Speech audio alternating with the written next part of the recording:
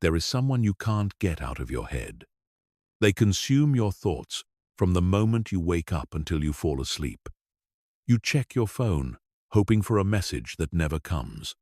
You replay conversations over and over, analyzing every word, every pause, every silence. You scroll through their social media like an addict searching for their next hit.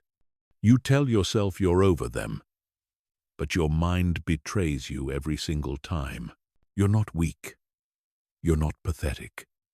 You're experiencing one of the most powerful psychological phenomena known to human beings: obsessive attachment. And the reason you can't just move on isn't because you lack willpower. It's because your brain has been hijacked by a complex network of neurochemical reactions, evolutionary survival mechanisms, and deeply ingrained behavioral patterns that were designed to keep you bonded to another person.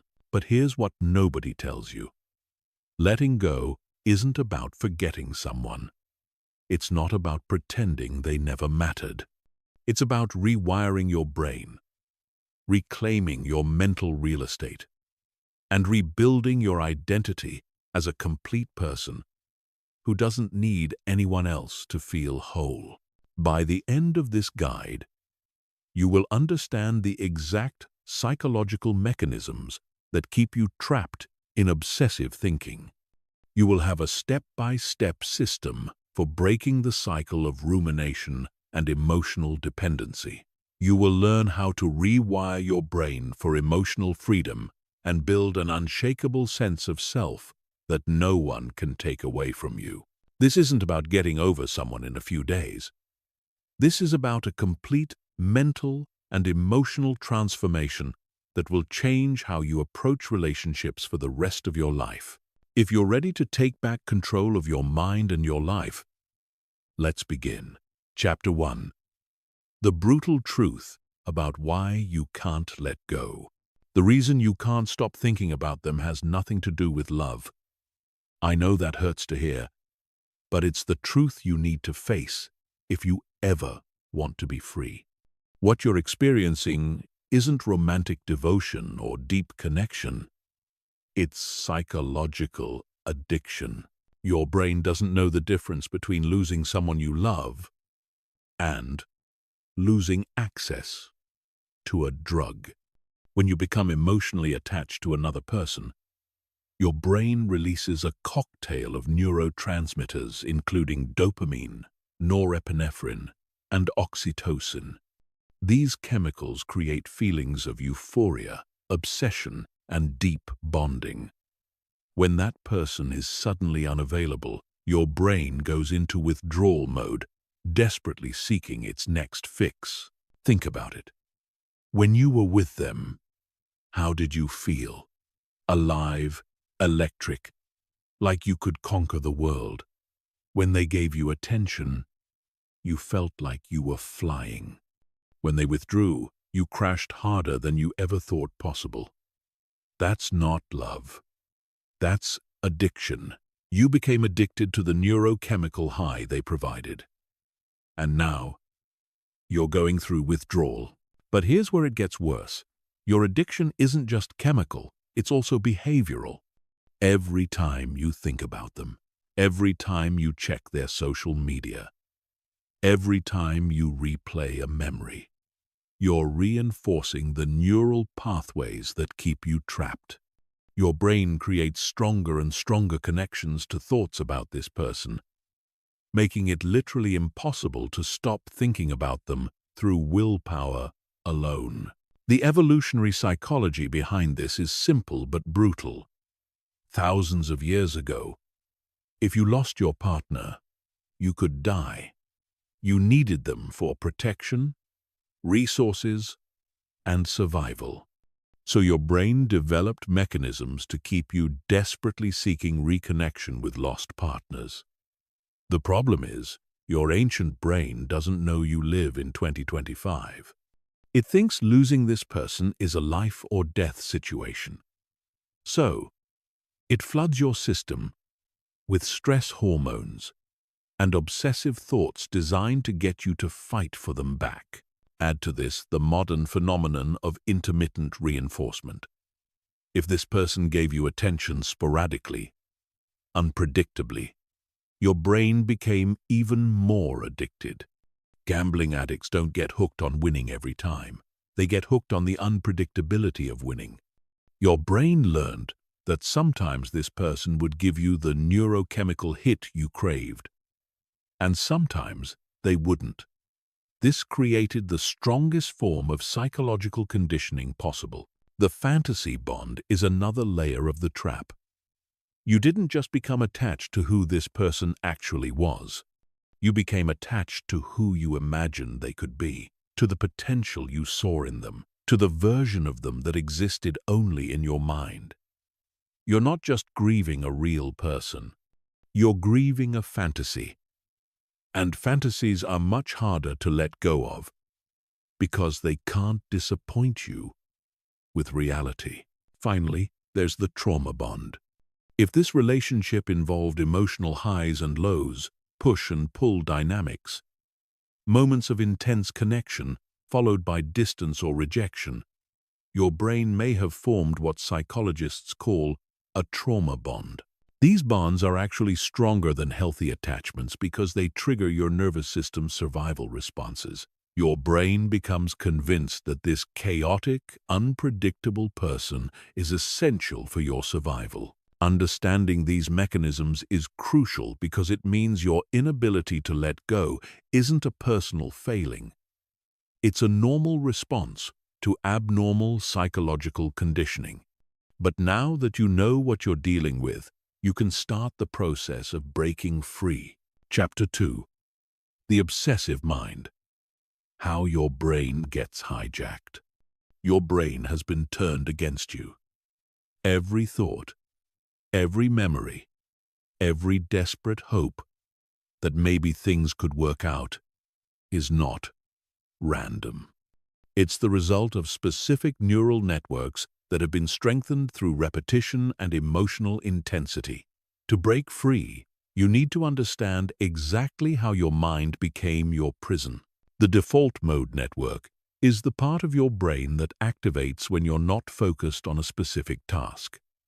It's responsible for mind-wandering, self-reflection, and rumination. In a healthy brain, the default mode network helps you process experiences and plan for the future. In an obsessively attached brain, it becomes a torture device that replays the same thoughts about one person over and over again. Every time you think about this person, you strengthen what neuroscientists call a neural pathway. Think of it like walking through a forest. The first time you walk through, you barely leave a trace. But if you walk the same path every day for months, you create a deep, well-worn trail. Your thoughts about this person have created a superhighway in your brain. Your mind automatically defaults to this path because it's the strongest, most developed route. The anterior cingulate cortex, the part of your brain responsible for monitoring conflicts and errors, becomes hyperactive when you're separated from someone you're attached to. It literally treats the absence of this person as an error that needs to be corrected. This is why you feel like something is fundamentally wrong when they're not in your life. Your brain is screaming that there's a problem that needs to be fixed. Dopamine, the neurotransmitter associated with seeking and craving, floods your system every time you think about them. But here's the cruel irony. Dopamine isn't actually released when you get what you want. It's released when you anticipate getting what you want.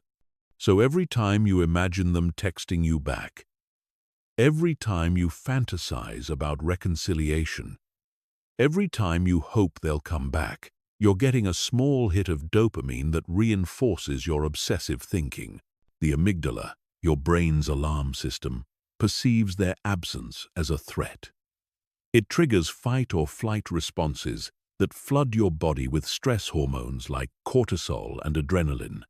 This is why thinking about them makes you feel physically sick, why your heart races, why you can't sleep. Your body is in a constant state of emergency, preparing to either fight for this person or flee from the pain of losing them.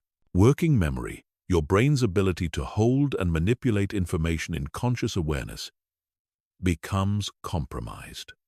This is why you can't focus on anything else, why you forget simple tasks, why your performance at work or school suffers. Your working memory is being occupied by thoughts of this person, leaving no room for anything else. The prefrontal cortex, responsible for rational thinking and emotional regulation, becomes weakened through chronic stress and emotional overwhelm. This is why you can't just think your way out of the obsession. The part of your brain responsible for logical analysis and self-control has been hijacked by more primitive survival systems. Memory consolidation during sleep becomes disrupted, but not in the way you'd hope. Instead of helping you forget, sleep actually strengthens emotional memories, while weakening non-emotional ones. So every night, your brain is literally choosing to hold on to memories of this person while letting go of everything else. The rumination cycle becomes self-perpetuating. You think about them, which makes you feel bad, which makes you think about why you feel bad, which leads to more thoughts about them, which creates more bad feelings, and the cycle continues.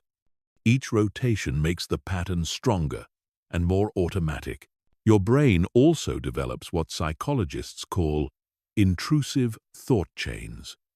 One small trigger, maybe a song, a smell, or a place that reminds you of them, can launch an entire sequence of thoughts, memories, and emotions that can last for hours.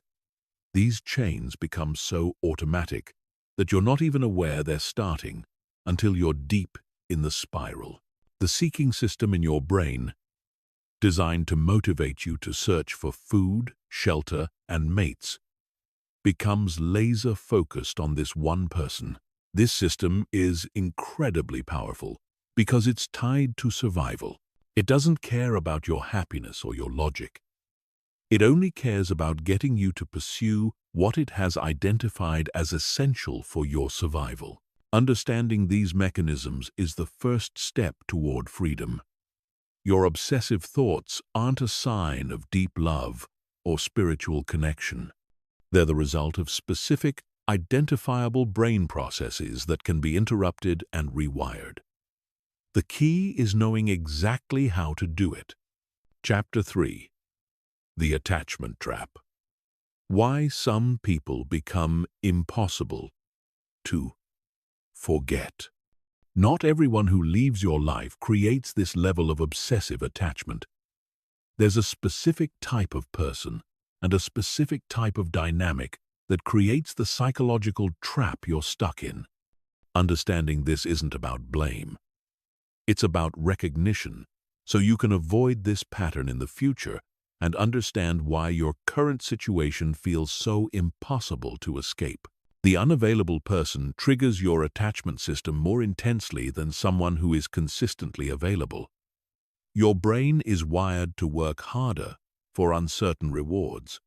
When someone is unpredictable with their attention, affection, and availability, your brain interprets this as a challenge that must be conquered. The uncertainty activates your seeking system and makes you more obsessed, not less. Intermittent reinforcement is the most powerful form of psychological conditioning. It's the same principle that makes gambling addictive. If this person gave you intense attention and connection sometimes, but was distant or unavailable other times, your brain learned to crave those moments of connection with an intensity that consistent love could never create. The hot and cold dynamic creates what psychologists call an anxious attachment activation. When someone is warm and close, your attachment system relaxes. When they become cold or distant, your attachment system goes into overdrive, flooding your brain with stress hormones and obsessive thoughts designed to restore closeness.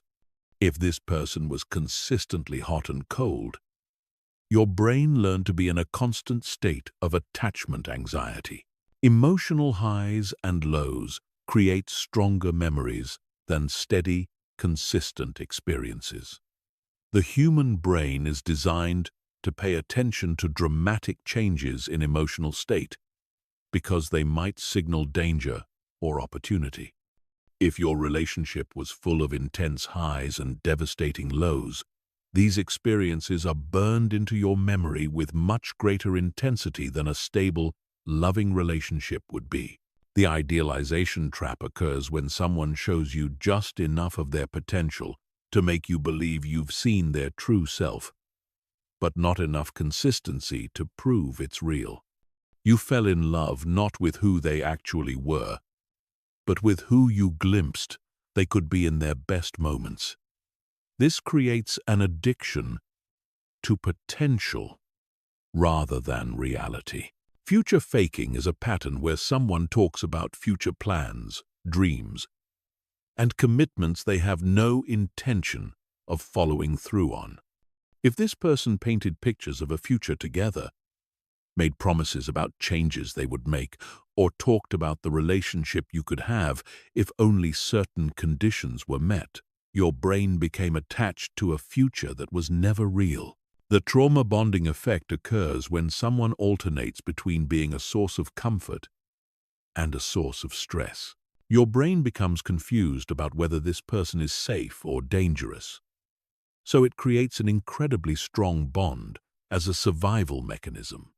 If you found yourself making excuses for their behavior, feeling like you needed to save them, or believing that your love could change them, you may have formed a trauma bond. Breadcrumbing behavior, where someone gives you just enough attention to keep you hoping but never enough to feel secure, creates a state of chronic uncertainty that your brain tries to resolve through obsessive thinking. Every small gesture, every brief text, every moment of attention becomes magnified because your brain is desperately looking for signs that this person might become available. The rescue fantasy is particularly powerful. If this person had problems, struggles, or pain that you felt you could help with, your brain may have become attached to the idea of being their savior. This creates a sense of purpose and meaning that feels larger than just romantic attraction. You're not just losing a person, you're losing your identity as someone who could save them. Shared trauma or intense experiences create powerful bonding. If you went through significant challenges together, shared deep vulnerabilities, or experienced intense emotions in each other's presence, your brain may have formed what feels like a soul-deep connection. These bonds feel more significant than regular relationships because they involve shared survival experiences. The scarcity principle makes anything that's hard to get seem more valuable. If this person was selective with their attention, hard to pin down, or had many other options, your brain interpreted their attention as more precious than someone who was consistently available. You became attached not just to them, but to the feeling of being chosen by someone who rarely chooses anyone. Projection and fantasy amplification occur when you project your own capacity for love, loyalty, and depth onto someone who hasn't demonstrated those qualities consistently. You assume they feel as deeply as you do, that they're as affected by the connection as you are, that they're just afraid or confused, rather than genuinely uninterested. Understanding these dynamics helps you realize that your intense attachment wasn't necessarily based on a deep, mutual connection. It was based on psychological patterns that create artificial intensity and obsessive bonding. This person became impossible to forget, not because they were perfect for you, but because they triggered specific psychological vulnerabilities that made you feel like you needed them to survive. Chapter 4. The Cost of Obsessive Attachment. What this is doing to your life. While you've been lost in thoughts about this person, your actual life has been slipping away. The cost of obsessive attachment isn't just emotional pain, it's the systematic destruction of your potential, your opportunities, your relationships, and your sense of self. If you want to break free, you need to face the full scope of what this obsession is costing you. Your cognitive capacity is being hijacked. The human brain has limited processing power, and when a significant portion is dedicated to thinking about one person, everything else suffers. You're not performing at work the way you used to. You're making mistakes you wouldn't normally make. You're forgetting important tasks, missing opportunities, and operating at a fraction of your intellectual capacity because your mind is elsewhere. Sleep quality deteriorates under the weight of obsessive thinking. You lie awake, replaying conversations, imagining scenarios, checking your phone for messages that never come. When you finally do fall asleep, your dreams are filled with them. You wake up exhausted, not from physical exertion, but from the emotional marathon your mind runs every night. Chronic sleep deprivation affects every aspect of your health, from your immune system to your emotional regulation. Your social connections are withering. Friends get tired of hearing about the same person over and over again. You cancel plans because you're hoping they might reach out. You turn down social opportunities because you're afraid of missing their call or text. You become emotionally unavailable to the people who actually care about you because you're saving all your emotional energy for someone who isn't even present in your life. Physical health begins to decline under chronic stress. Your immune system weakens from the constant flood of stress hormones. You might develop headaches, stomach problems, muscle tension, or other physical symptoms that are directly related to your emotional state. You stop taking care of yourself properly, skipping meals, avoiding exercise, neglecting basic self-care because you're too preoccupied to focus on your own well-being. Professional opportunities slip by unnoticed. While you're checking your phone every 5 minutes hoping for a message, you're missing emails from potential employers, clients, or collaborators. You're not networking effectively because you can't focus on conversations with other people. You're not pursuing career advancement because you don't have the mental energy to invest in your own growth. Creative and intellectual growth stagnates when your mind is occupied by repetitive thoughts about one person. You don't have space for new ideas, creative projects, or intellectual exploration. Books go unread, skills go undeveloped. Passions are abandoned because you can't concentrate on anything that doesn't relate to your obsession. Decision-making abilities become compromised. You second-guess yourself constantly, not just about the relationship, but about everything. The uncertainty and rumination spill over into every area of your life. You become indecisive about career moves, living situations, financial decisions, and other important choices because your brain is stuck in analysis paralysis mode. Self-esteem erodes gradually. Every day that passes without contact from them feels like confirmation that you're not valuable enough, not interesting enough, not worthy of love. You begin to internalize rejection as evidence of your own inadequacy, rather than recognizing it as incompatibility or their own issues. Future relationships become poisoned by comparison. Even when you do meet someone new, you can't be present with them because you're constantly comparing them to your obsession. You sabotage potential connections because nobody can compete with the idealized version of someone you've created in your mind. Financial resources may be wasted on attempts to get their attention or maintain connections to them. You might find yourself spending money on things you think they'd like, on gifts you never give them, on activities you think might interest them, or on maintaining appearances in case you run into them. Personal goals and dreams are put on hold indefinitely. That trip you wanted to take, that degree you wanted to pursue, that business you wanted to start, that hobby you wanted to develop, everything waits while you remain emotionally unavailable to your own life. Years can pass this way, with your actual dreams gathering dust while you chase a fantasy. Emotional regulation skills deteriorate.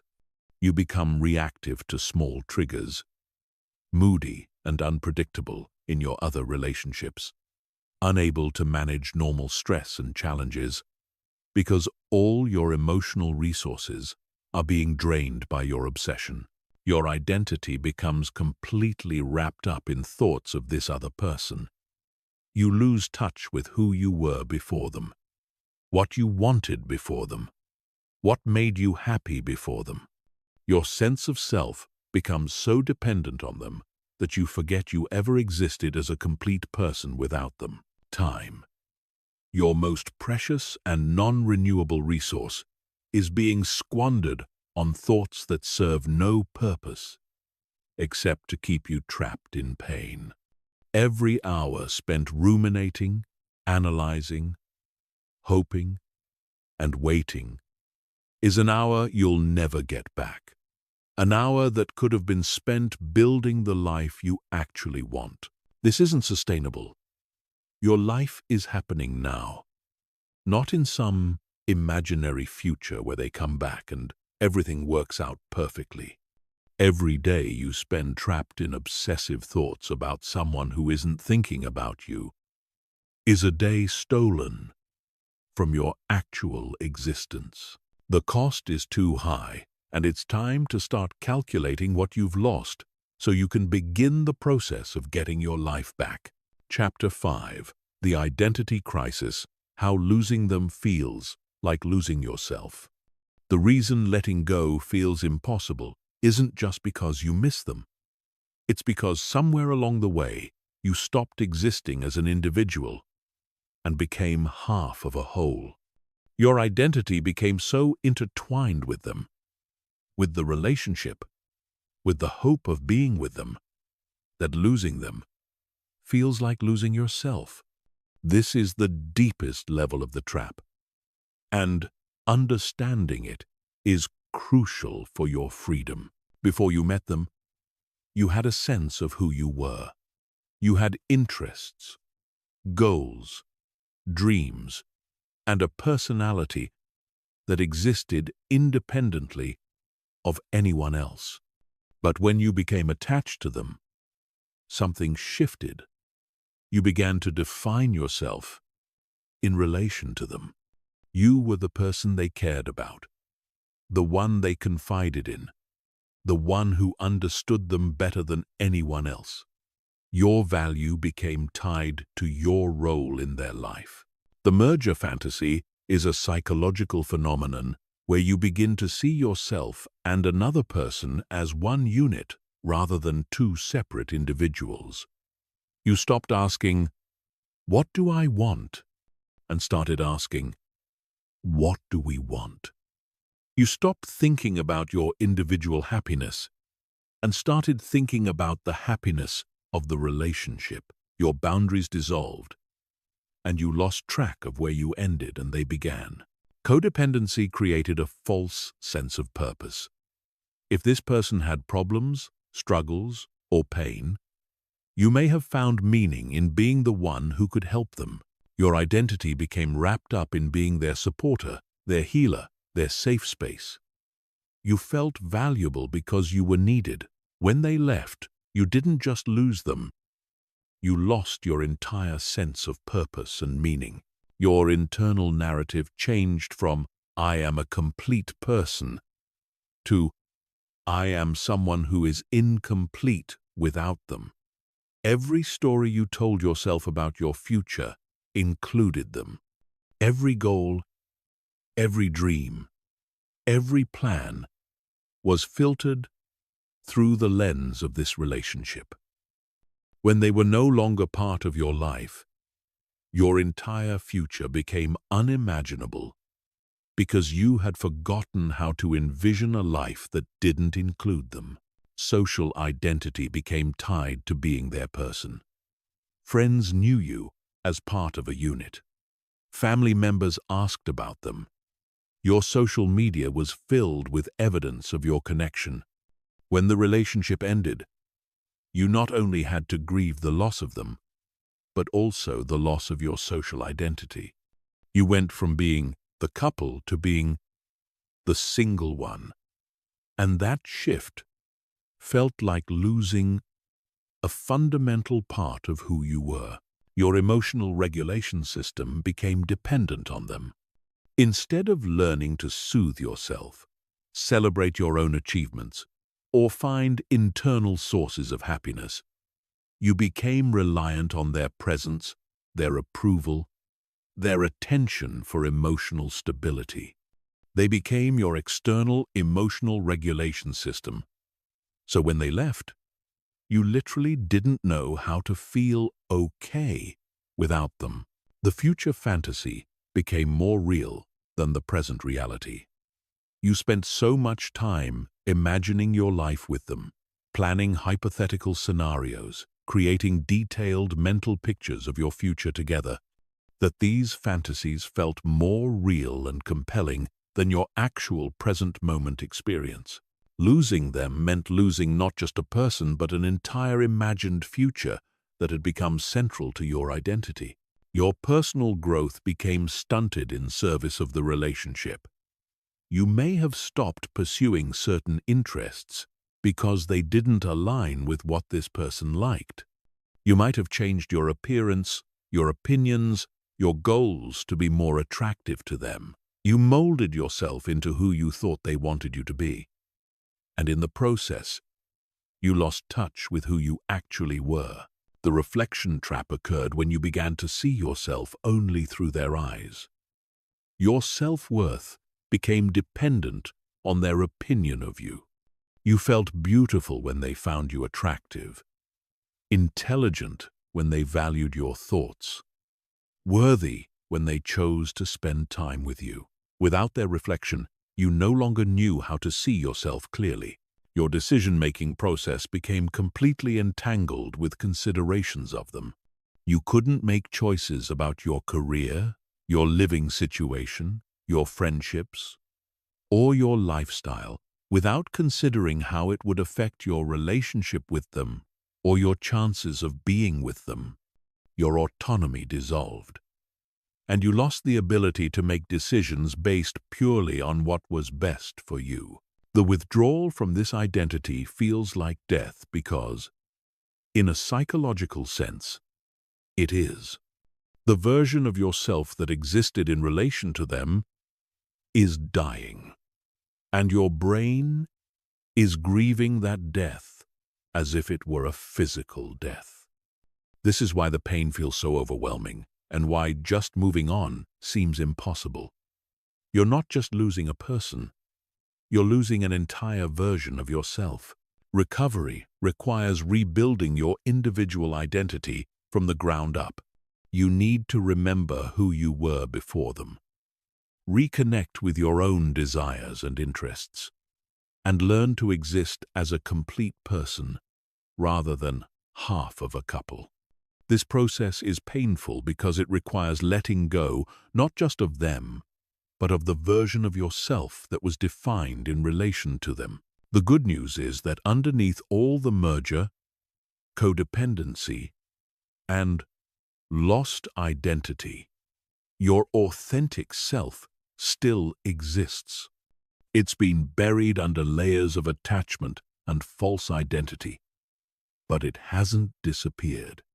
The process of letting go isn't just about releasing them. It's about excavating your true self and learning to live as a whole, complete, autonomous individual again. Chapter 6. Breaking the rumination cycle. How to stop the mental loop. The endless loop of thoughts about this person isn't random.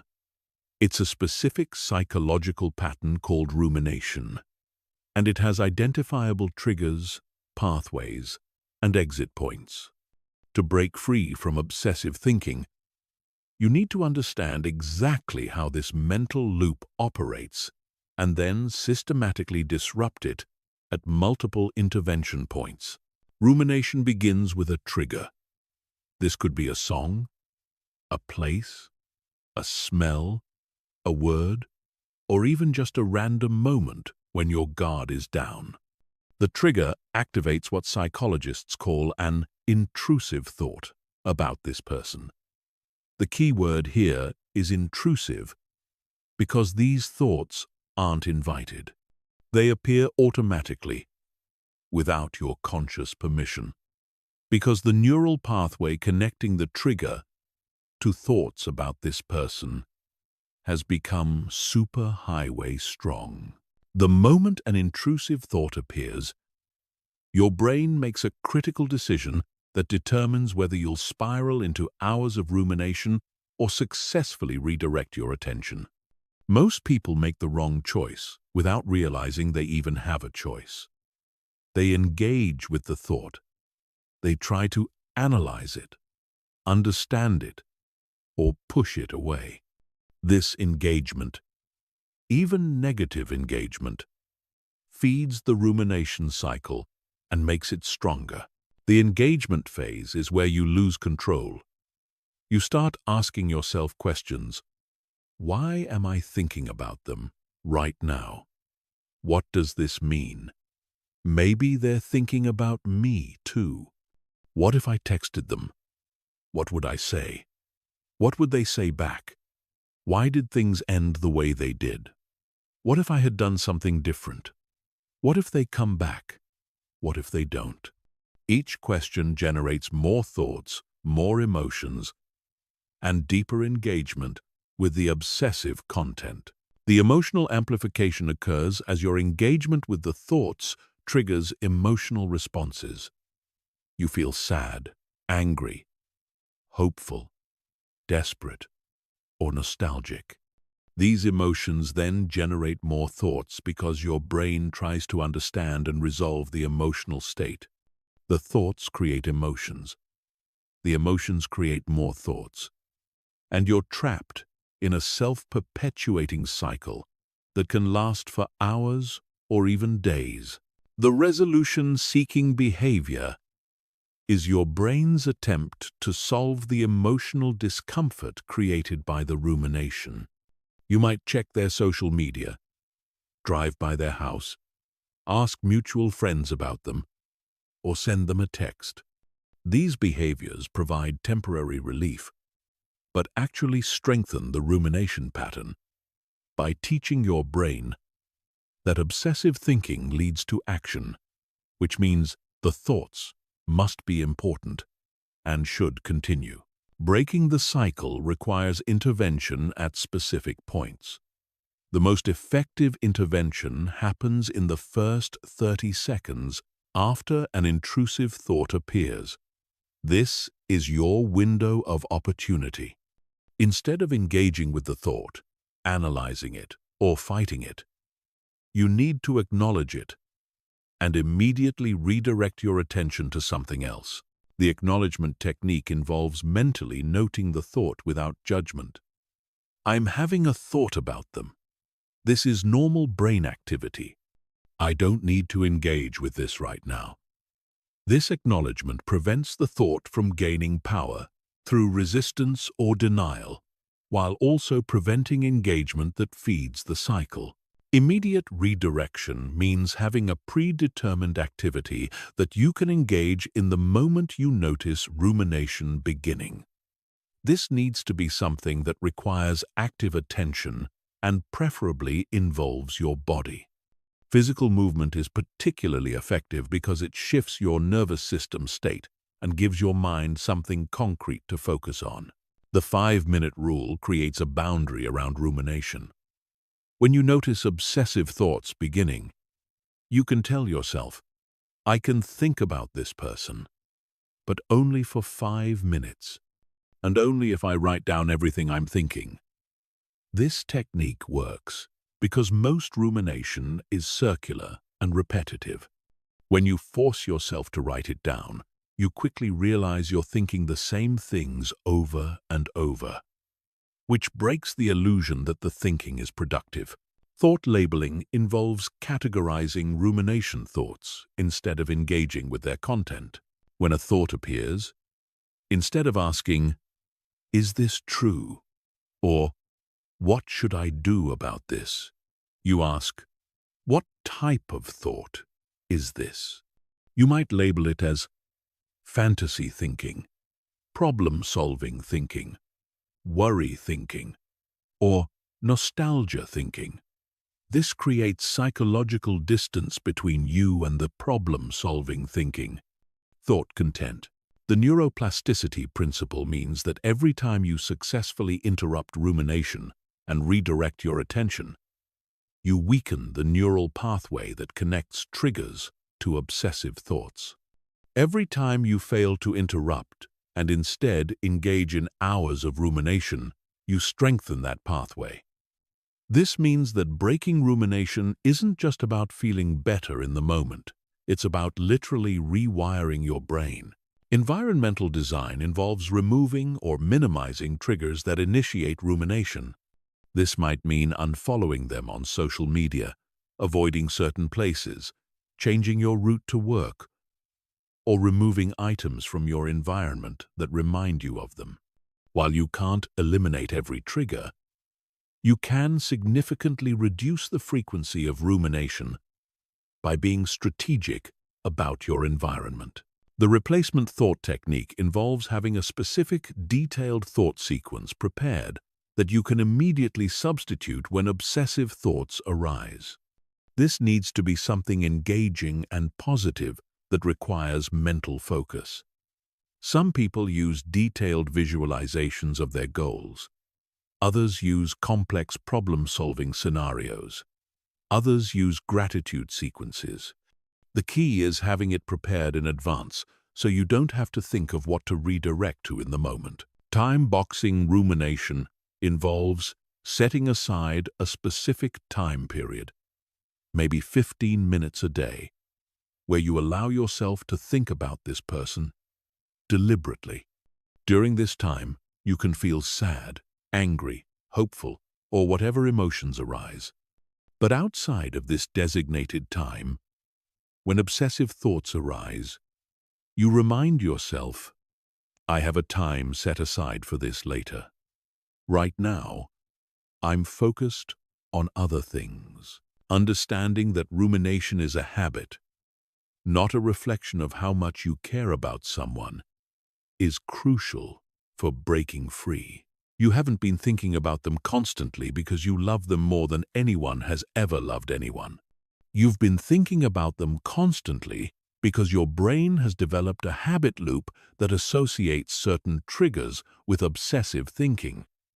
Habits can be broken through consistent practice of new responses.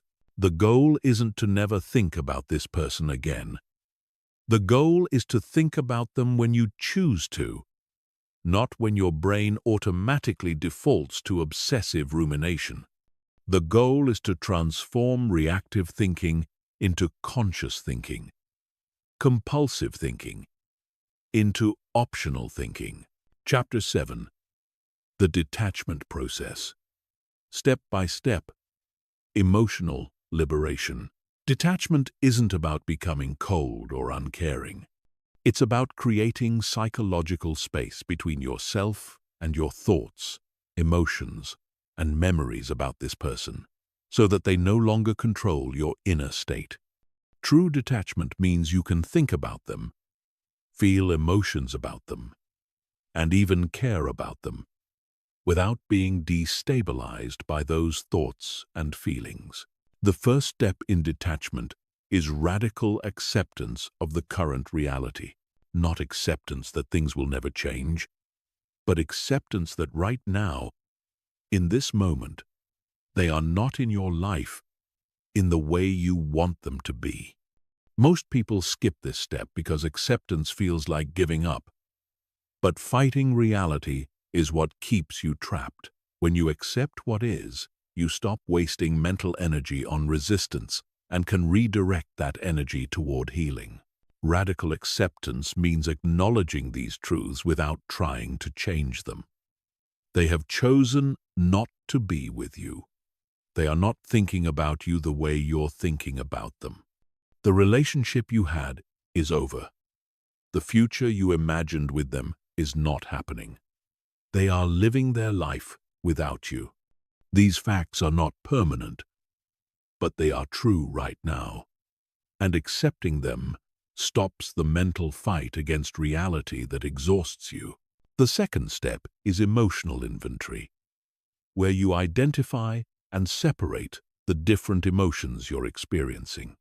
Most people think they're just sad or heartbroken, but attachment involves complex layers of emotion that need to be addressed individually.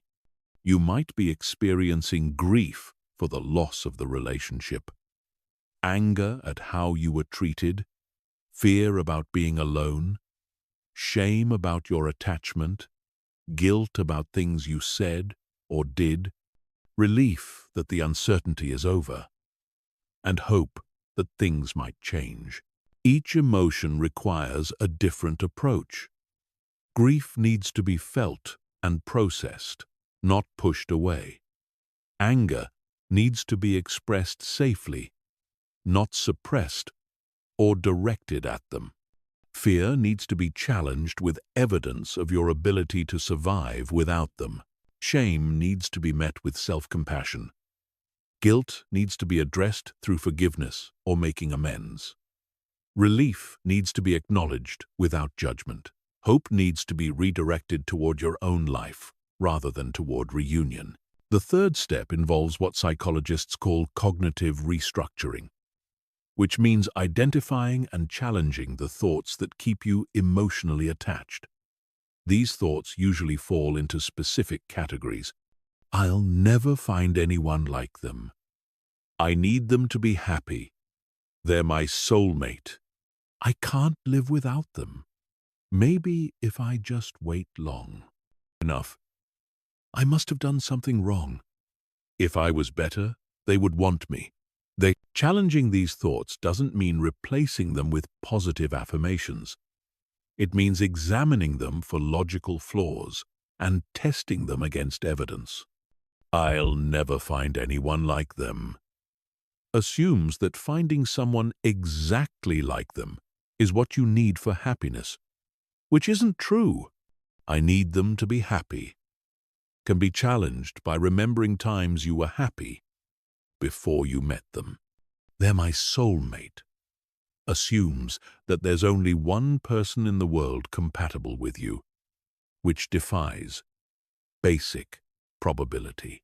The fourth step is memory reprocessing. Your brain has selectively remembered the best parts of this person and the relationship while downplaying or forgetting the problems, incompatibilities, and negative experiences. This is called the rosy retrospection bias, and it keeps you attached to an idealized version that never fully existed. Memory reprocessing involves deliberately recalling the full reality of the relationship. Write down not just the beautiful moments, but also the times you felt confused, hurt, uncertain, or frustrated. Remember the red flags you ignored, the needs that weren't met, the incompatibilities you minimized. This isn't about demonizing them or the relationship. It's about achieving memory balance so you're not attached to a fantasy. The fifth step is future reconstruction. You need to actively imagine and plan a life that doesn't include them. This might feel impossible right now, but it's essential for detachment. Your brain needs to know that there are positive possibilities ahead, or it will cling to the familiar attachment, even if it's painful. Future reconstruction means setting goals that have nothing to do with them. Plan trips you want to take, skills you want to develop, experiences you want to have, relationships you want to build. Write down specific details about the life you want to create. Make vision boards. Create timelines. Take concrete steps toward these goals. The more real and compelling your independent future becomes, the easier it is to detach from a future that includes them. The sixth step involves what attachment theorists call internalization of security. Throughout your attachment to this person, you've been seeking security, validation, and worth through them. Detachment requires learning to provide these things for yourself internally rather than seeking them externally from others. This means developing a practice of self-validation, where you acknowledge your own thoughts, feelings, and experiences without needing them confirmed by someone else. It means building security through your own achievements, relationships, and self-care rather than through romantic attachment. It means finding worth in your inherent value as a human being rather than in being chosen by a particular person. The seventh step is energetic withdrawal, which involves consciously redirecting the mental and emotional energy you've been sending toward this person back toward your own life. Every time you think about them, worry about them, hope for them, or send them mental messages, you're sending your energy in their direction. Detachment requires pulling that energy back and investing it in yourself. This might involve visualization exercises where you imagine golden threads connecting you to them and consciously cutting those threads. It might involve meditation practices where you breathe in energy and strength and breathe out attachment and longing. It might involve physical rituals like writing letters you don't send and then burning them, or removing items that remind you of them from your living space. The eighth step is social detachment, which means changing how you talk and think about this person in social contexts. Stop telling the story of your attachment to friends and family. Stop asking mutual friends about them. Stop positioning yourself to accidentally run into them. Stop checking their social media or keeping track of their activities. Each of these behaviors reinforces your attachment and prevents detachment. The final step in the detachment process is practice. Detachment isn't something you achieve once and then you're done. It's a practice that you return to again and again as attachment feelings arise. Some days you'll feel completely detached. Other days the attachment will feel as strong as ever. This is normal. Progress isn't linear.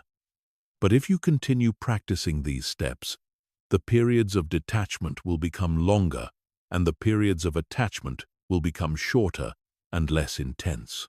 Detachment is complete when you can think about this person with the same emotional neutrality you feel when thinking about an old friend you haven't seen in years. You can wish them well without needing to know how they're doing. You can remember good times without wanting to recreate them. You can acknowledge that you cared about them without that caring destabilizing your present moment peace. Chapter 8.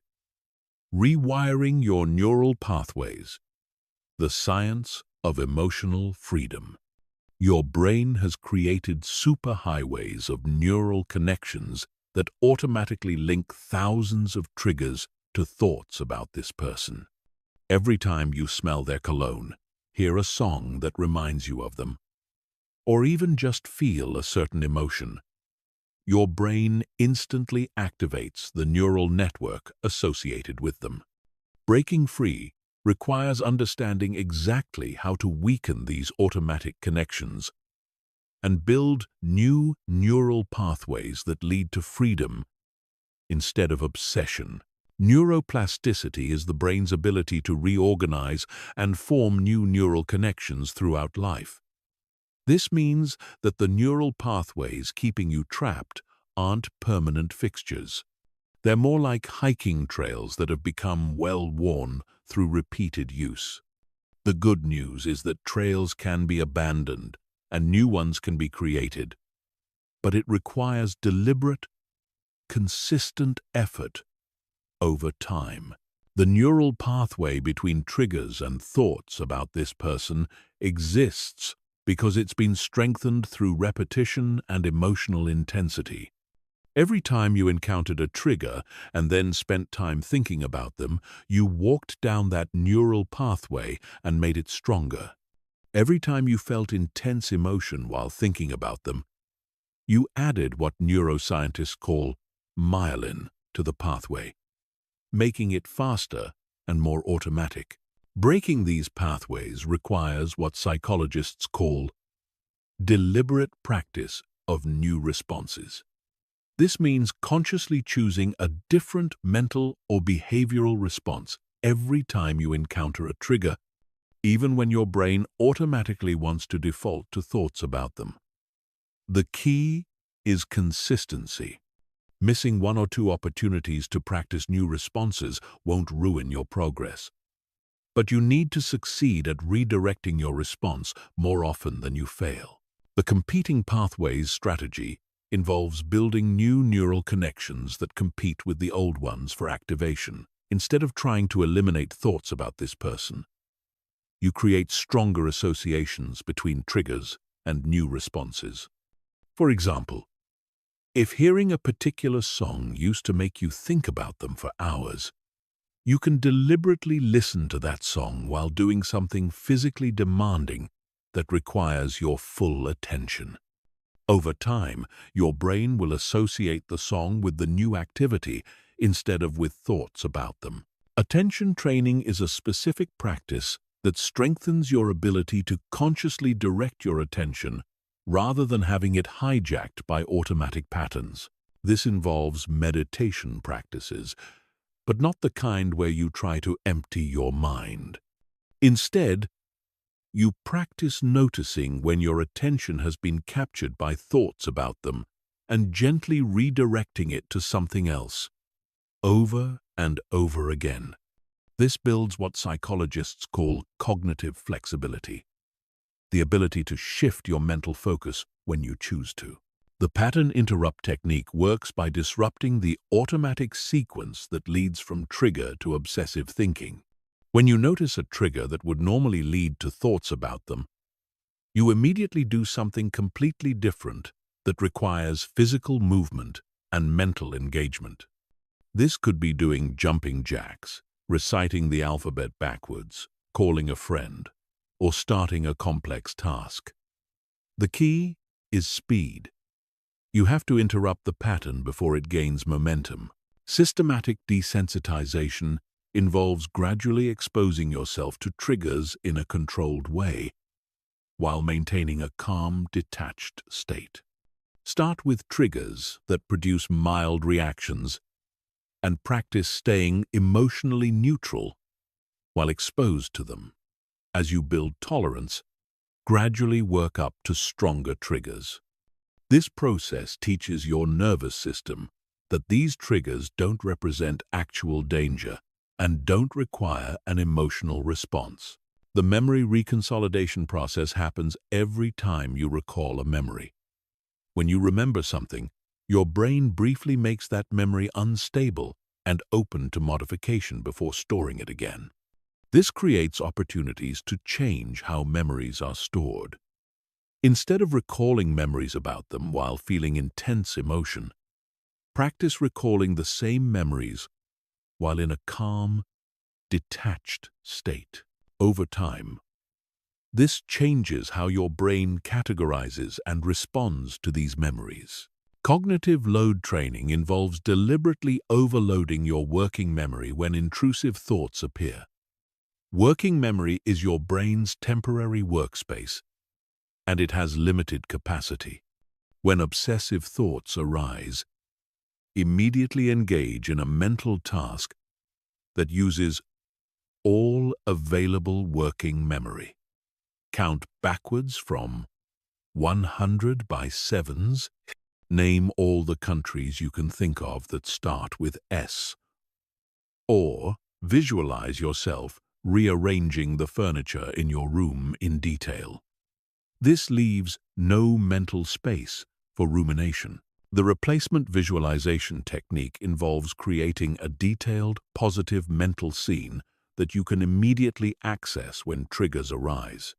This scene should be completely unrelated to them and should generate feelings of peace, excitement, or motivation. Practice visualizing this scene in vivid detail during calm moments, so it becomes easily accessible during triggering moments. When a trigger arises, immediately shift to this visualization instead of allowing thoughts about them.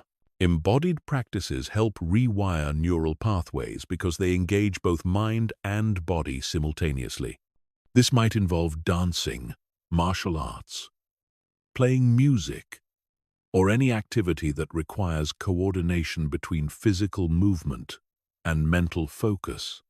These practices create new neural pathways that are accessible when you need to redirect attention away from obsessive thoughts. The Keystone Habit approach focuses on changing one specific habit that has a cascade effect on other behaviors. For many people, checking social media first thing in the morning leads to hours of rumination about their person. By changing this single habit, perhaps by leaving your phone in another room overnight and doing morning exercise instead, you can disrupt the entire pattern that leads to obsessive thinking throughout the day. Emotional regulation training involves practicing specific techniques for managing emotional intensity when it arises. This includes breathing exercises that activate the parasympathetic nervous system, progressive muscle relaxation that releases physical tension, and grounding techniques that anchor your attention in the present moment rather than in memories or fantasies. Environmental cueing involves strategically placing objects, images, or reminders in your environment that automatically trigger new behaviors. This might mean putting a book next to your bed instead of your phone, placing workout clothes where you can see them, or hanging a picture that reminds you of your goals where you'll see it frequently. These environmental cues help establish new behavioral patterns without requiring willpower. The spaced repetition principle means that practicing these new responses consistently over time is more effective than practicing them intensively for a short period.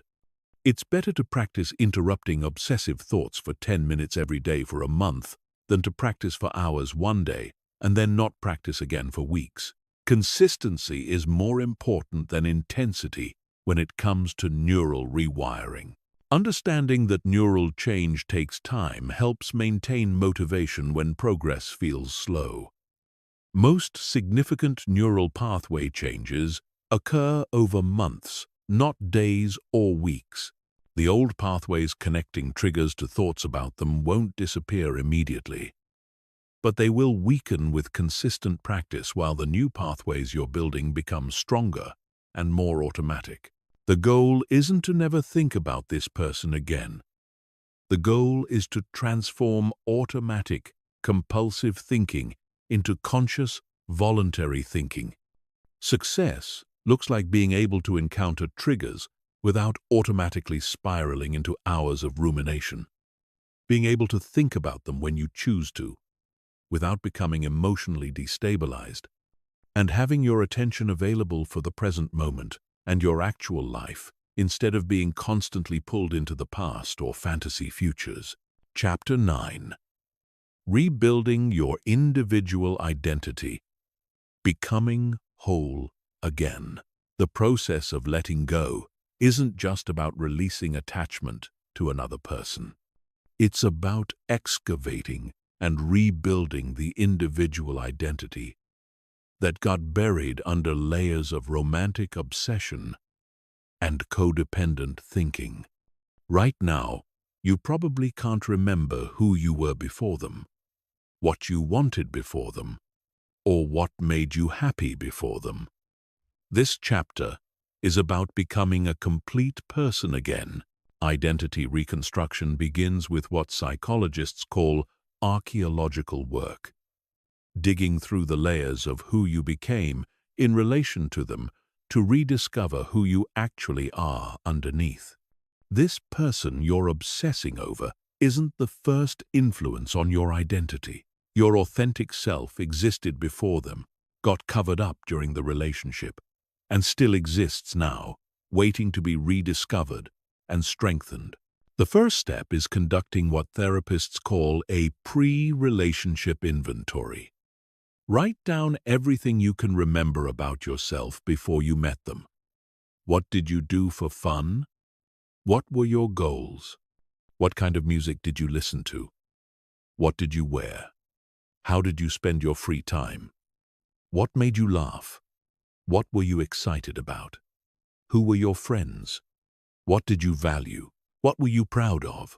Most people discover that they change dramatically during their attachment to this person, often in ways they didn't consciously choose.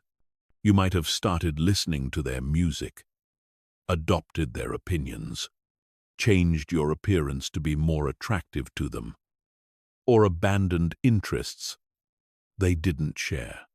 This isn't necessarily bad. We all influence each other. But when identity changes are driven by the desperate need to maintain someone's interest, they disconnect you from your authentic self. The values clarification process involves identifying what actually matters to you when you strip away everything you think you should want or everything you change to please them. Values are different from goals. Goals are things you want to achieve. Values are principles that guide how you want to live. Common values include freedom, creativity, security, adventure, connection, growth, contribution, and authenticity. When you're clear on your values, decisions become easier because you can evaluate choices based on whether they align with what actually matters to you. Reconnecting with abandoned interests is crucial for identity rebuilding. Make a list of everything you used to enjoy or were curious about before this relationship consumed your attention. This might include hobbies, sports, creative pursuits, learning goals, travel destinations, or social activities. Pick one item from this list and commit to engaging with it for at least 1 hour this week, regardless of whether you still feel interested in it. Often, the motivation returns once you start taking action. The friend audit involves evaluating your current relationships and identifying which friendships got neglected during your obsessive attachment period. Healthy relationships are essential for identity development because other people reflect back aspects of yourself that you might not see clearly. Reach out to friends you've lost touch with. Apologize for being absent. Invest time and energy in rebuilding these connections. You'll probably discover that being around people who knew you before this relationship helps you remember who you are. Setting new goals that have nothing to do with romantic relationships helps establish an independent sense of direction and purpose. These goals should be challenging enough to require growth, but achievable enough to build confidence. They might involve career advancement, creative projects, physical challenges, learning new skills, or contributing to causes you care about. The key is choosing goals that excite you personally, not goals you think would impress others. Developing new routines and rituals creates structure for your emerging identity. During your attachment period, many of your routines probably revolved around them. Checking if they had texted, hoping to run into them, organizing your schedule around their availability. Now you need to create routines that center your own well-being and goals. This might include morning rituals that start your day with intention, evening routines that help you reflect and unwind, or weekly activities that you do just for yourself. The Solo Experience Challenge involves deliberately doing things alone that you would normally want to share with someone else. Go to movies alone, eat at restaurants alone, take trips alone, attend events alone. This isn't about becoming antisocial. It's about developing comfort and confidence in your own company. Many people avoid being alone because it forces them to confront thoughts and feelings they've been avoiding. But learning to enjoy your own company is essential for healthy relationships with others. Physical identity reclamation might involve changing aspects of your appearance that were influenced by their preferences or by your attempts to attract them. This could mean getting a new haircut, changing your style, losing or gaining weight for your own health and happiness, rather than to be attractive to someone else, or simply wearing clothes that you genuinely like, rather than clothes you think others would find appealing. The opinion development process involves consciously forming your own views on topics you've never really thought about independently. This might include political views, preferences in art or entertainment, lifestyle choices, or philosophical questions. The goal isn't to have the right opinions, but to have opinions that are actually yours, rather than borrowed from others or chosen to fit in. Boundary setting practice is crucial for maintaining individual identity in all future relationships. Boundaries aren't walls that keep people out. They're guidelines that help you maintain your sense of self while still connecting with others. Practice saying no to requests that don't align with your values or goals. Practice expressing disagreement respectfully when you have different opinions. Practice maintaining your own interests even when others don't share them. The competency building phase involves deliberately developing skills and abilities that give you confidence and independence. This might mean learning practical skills like cooking, car maintenance, or financial management. It might mean developing professional skills that advance your career. It might mean building creative or athletic abilities that bring you joy and satisfaction. The key is choosing skills that make you feel capable and self-reliant. Social identity expansion involves building connections with new groups of people who know you only as the person you are now, not as half of a couple or as someone pining after another person. Join clubs, take classes, volunteer for causes you care about, or participate in activities where you can meet people who share your interests. These new social connections help solidify your emerging individual identity. The decision-making independence practice involves making choices, large and small, based solely on your own preferences and values. Start with small decisions like what to eat for lunch or what movie to watch, and practice making these choices without considering what anyone else would prefer. Gradually work up to larger decisions like career moves or living situations. The goal is to rebuild trust in your own judgment and preferences. Creating new traditions and celebrations that belong only to you helps establish a sense of personal continuity and meaning. This might involve celebrating personal achievements, marking meaningful dates that don't relate to any relationship, or creating annual traditions like solo birthday trips or seasonal rituals that reflect your values and interests. Remember that identity development is an ongoing process, not a destination. The goal isn't to become a fixed, unchanging person, but to become someone who can adapt and grow while maintaining a strong sense of self. You want to be someone who can enter into relationships without losing yourself, who can be influenced by others without being controlled by them, and who can love deeply without needing that love to complete you. Chapter 10. Emotional Regulation Mastery. Managing your inner state without them. The deepest level of letting go involves learning to regulate your own emotional state without depending on another person for stability, validation, or comfort. Right now, their presence calms you, their attention elevates you, and their absence destabilizes you. This emotional dependence is the core of your attachment, and breaking it requires developing what psychologists call emotional self-regulation, the ability to manage your inner state regardless of external circumstances. Understanding the difference between emotions and emotional states is the foundation of emotional regulation. Emotions are temporary reactions to specific triggers. You feel sad when you remember something beautiful you've lost, angry when you think about how you were treated, or hopeful when you imagine they might return. Emotional states are the underlying patterns that determine which emotions arise and how intensely you experience them.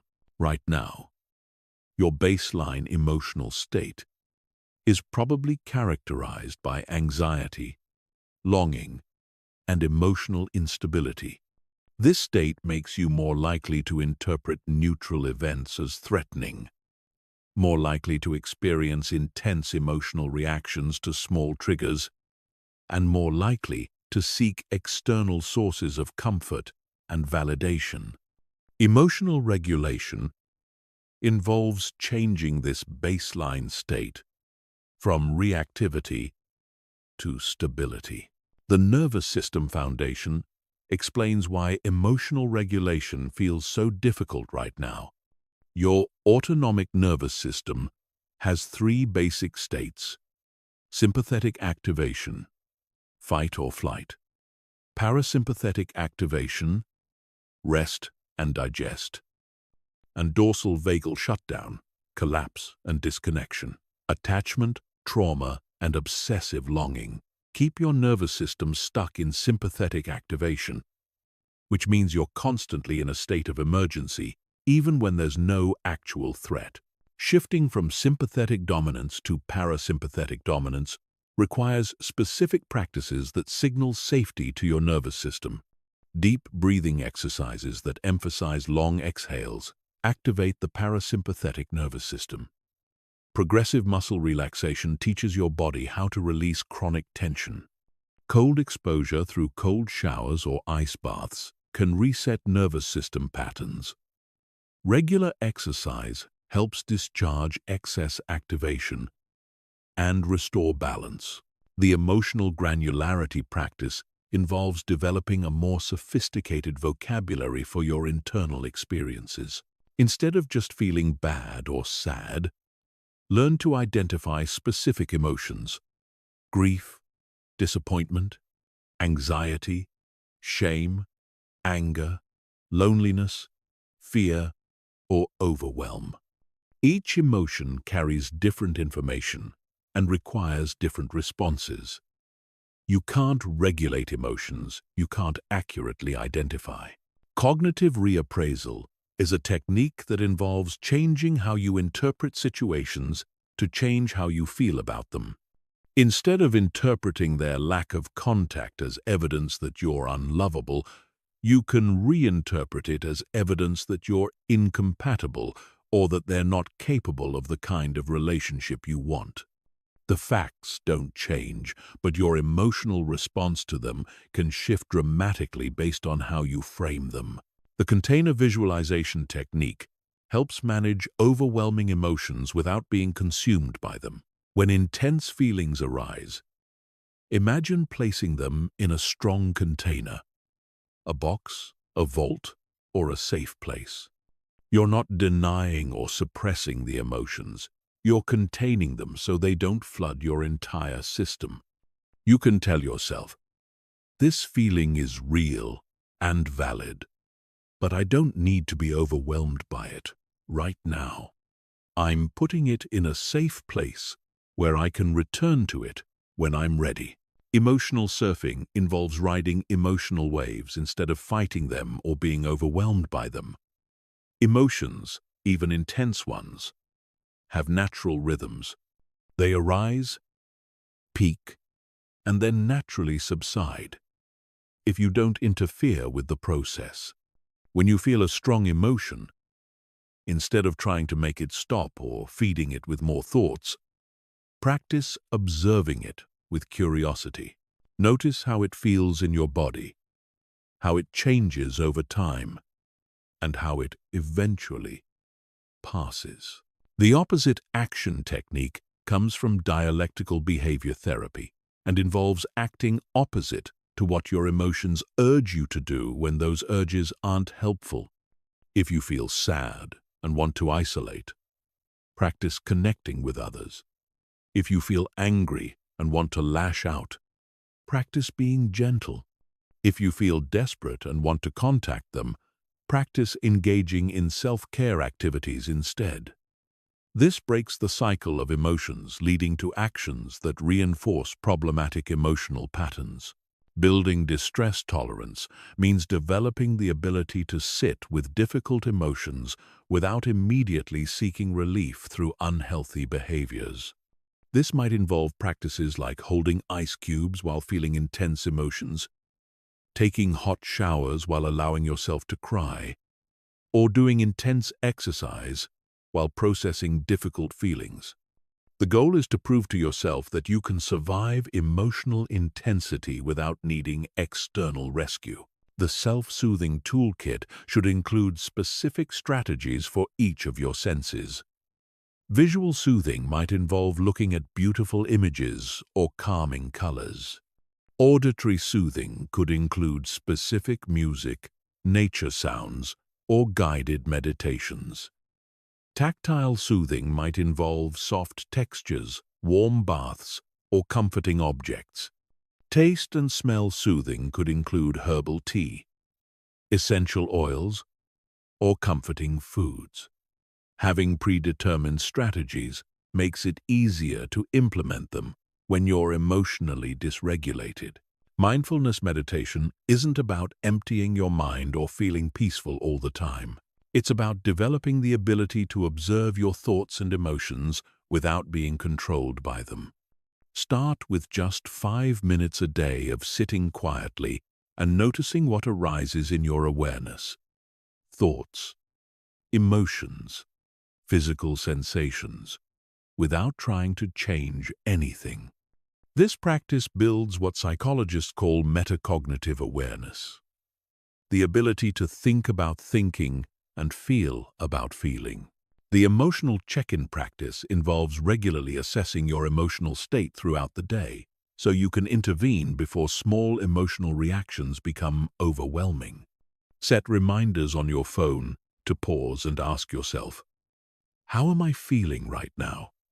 What do I need? What would be most helpful for me in this moment? This prevents emotional buildup and helps you respond to your needs before reaching crisis points. Creating emotional safety in your environment involves organizing your living space, relationships, and daily routines to support emotional regulation rather than trigger dysregulation. This might mean removing reminders of them from your bedroom, establishing phone-free zones during certain hours, surrounding yourself with supportive people, or creating calm spaces where you can retreat when feeling overwhelmed. The reparenting process involves learning to give yourself the emotional support you may have never received or learned to provide for yourself. This means speaking to yourself with kindness during difficult moments, celebrating your achievements, comforting yourself when you're scared, and setting loving boundaries to protect your well-being. You become both the loving parent and the cared-for child in your own inner world. Understanding that emotional regulation is a skill that improves with practice helps maintain motivation when progress feels slow. Like learning to play an instrument or speak a new language, emotional regulation requires consistent practice over time. You'll have good days and bad days. But if you continue practicing these techniques, your overall emotional stability will improve dramatically. The goal of emotional regulation isn't to feel happy all the time or to never think about them again. The goal is to develop emotional resilience and independence so that your inner state isn't controlled by whether they text you back, what they post on social media, or whether they want to be with you. You want to become someone whose emotional well-being is based on your relationship with yourself, not on your relationship with anyone else. Chapter 11. Advanced Detachment Techniques, Handling Setbacks, and Breakthrough Moments. The path to emotional freedom isn't linear. You'll have days where you feel completely detached and free, followed by days where the obsession feels as intense as ever. You'll make significant progress, then encounter a trigger that sends you spiraling back into rumination. This isn't failure. This is the normal process of deep psychological change. And understanding how to navigate setbacks is crucial for long-term success. The wave pattern of emotional healing means that progress happens in cycles, not straight lines. Imagine your healing as an ocean wave that moves forward toward the shore, then pulls back, then moves forward again, each time reaching a little further than before. The pullback isn't regression. It's the natural rhythm of integration. Your psyche needs time to process and integrate each level of healing before moving to the next. Setback triggers often come when you least expect them. You might encounter an unexpected reminder, hear news about them through mutual friends, or simply have a moment of vulnerability when your defenses are down. The key to handling these moments isn't to avoid all possible triggers, which is impossible, but to have a predetermined response plan that you can implement immediately. The emergency protocol for acute attachment episodes should be memorized and practiced before you need it. When you feel yourself spiraling into obsessive thoughts or overwhelming emotions, immediately implement this sequence. First, name what's happening out loud. I'm having an attachment episode. This is temporary. Second, change your physical state through movement, cold water on your face, or deep breathing. Third, reach out to a trusted friend or support person. Fourth, engage in a predetermined activity that requires your full attention. The 24-hour rule prevents impulsive decisions during emotional intensity. When you're feeling desperate to contact them, make dramatic life changes, or engage in behaviors you'll regret later. Commit to waiting 24 hours before taking any action.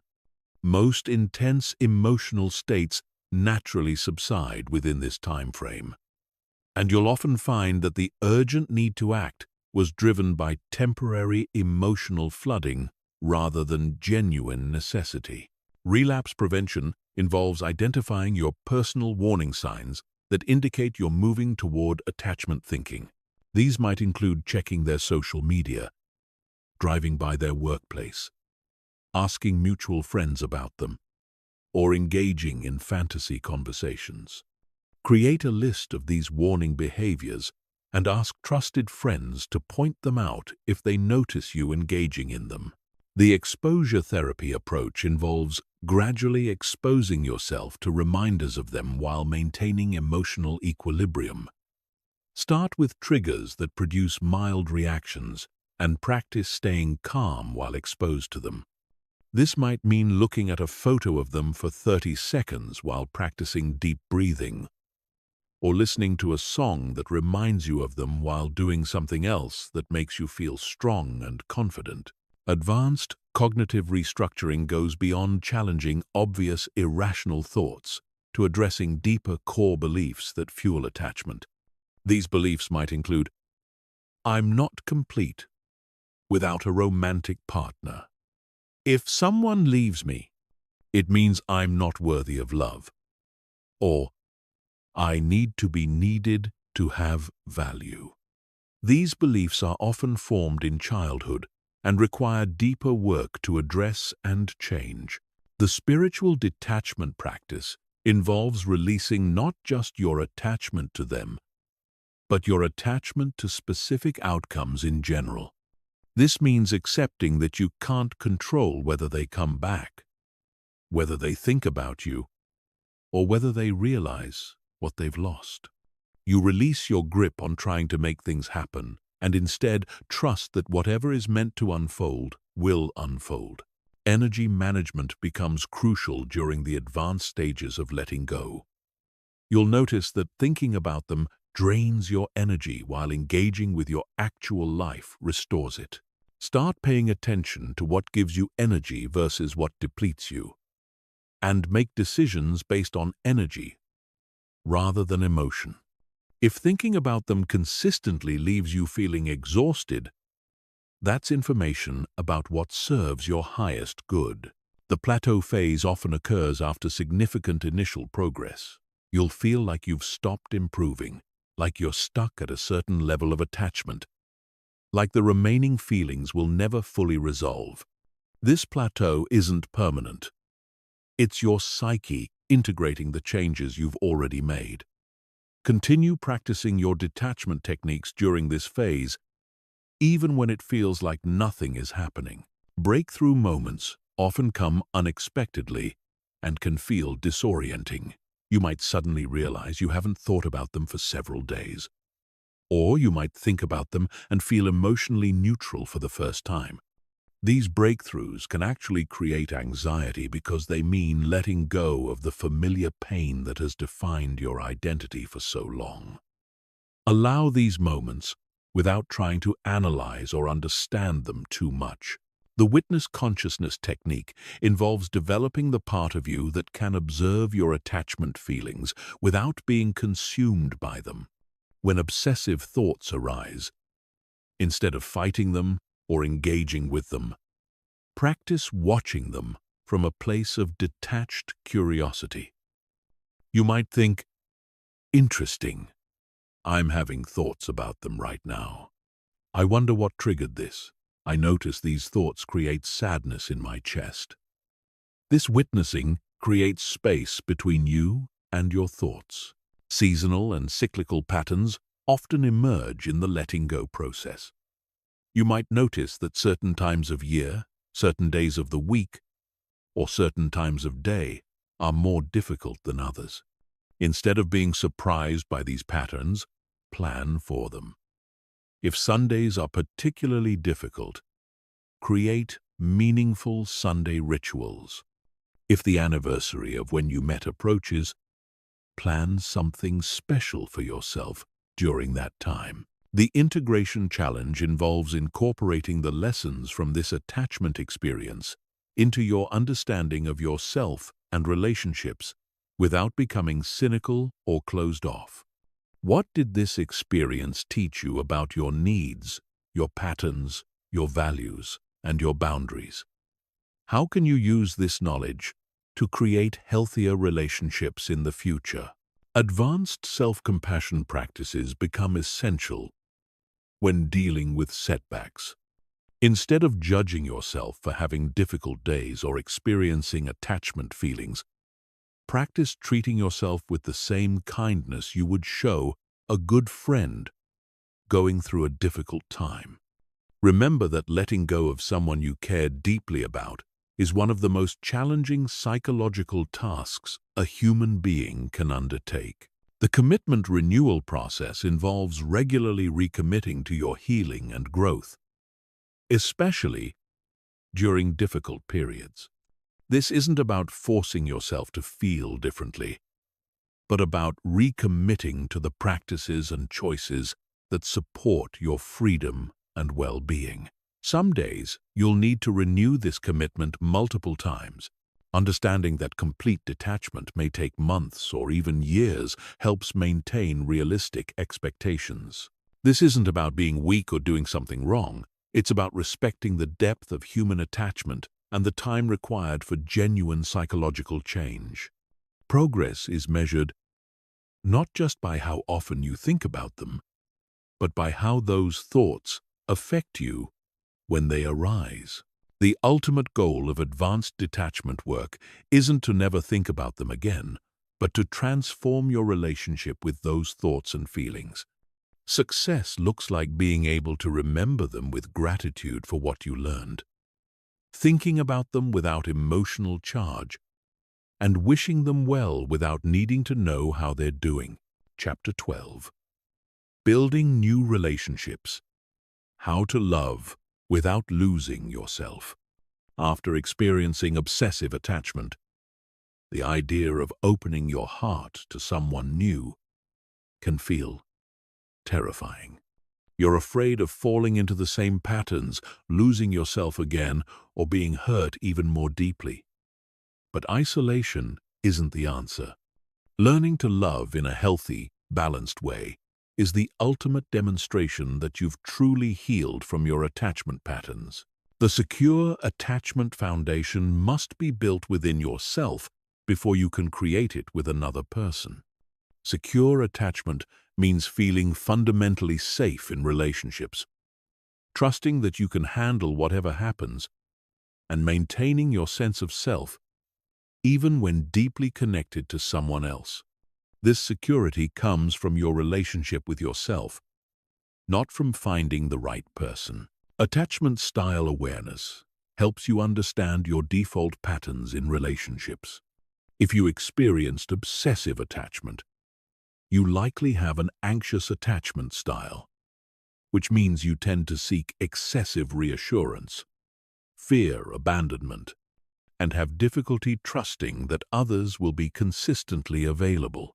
Understanding this pattern allows you to recognize it when it arises and make conscious choices rather than automatic reactions. The independence before interdependence principle means establishing a strong individual identity and emotional regulation skills before seeking serious romantic connection. You should be able to soothe yourself when distressed, enjoy your own company, pursue your own goals, and maintain your own friendships. When you can meet your own needs, you're free to choose relationships from desire rather than desperation. Red flag recognition becomes crucial for avoiding partners who might trigger your attachment patterns.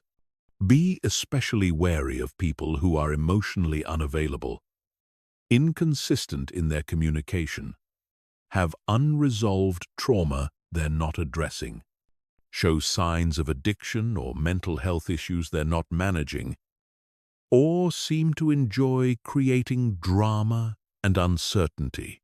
These patterns often feel familiar and exciting to people with anxious attachment, but they're recipes for another obsessive attachment cycle.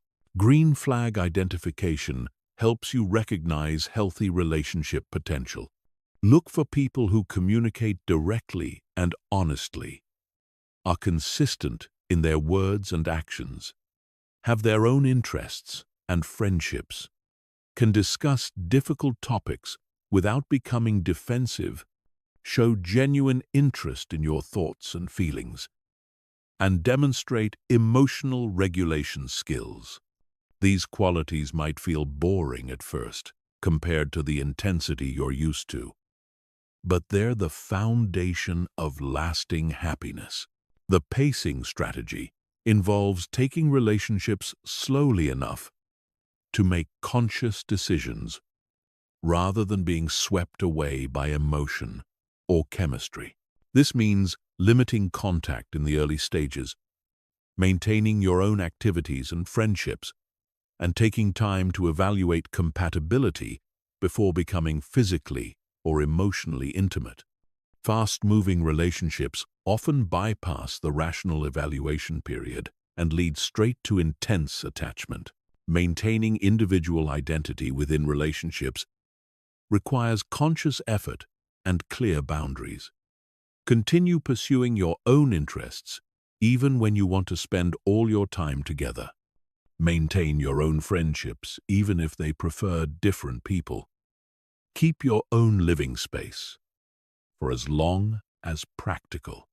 Make decisions about your career, finances, and lifestyle based on your own values rather than just what works for the relationship. The communication foundation involves developing skills for expressing your needs, concerns, and feelings directly rather than hoping the other person will figure them out.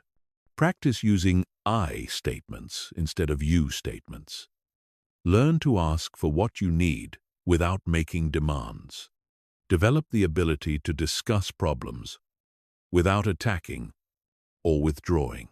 These skills prevent the buildup of resentment and misunderstandings that fuel attachment anxiety.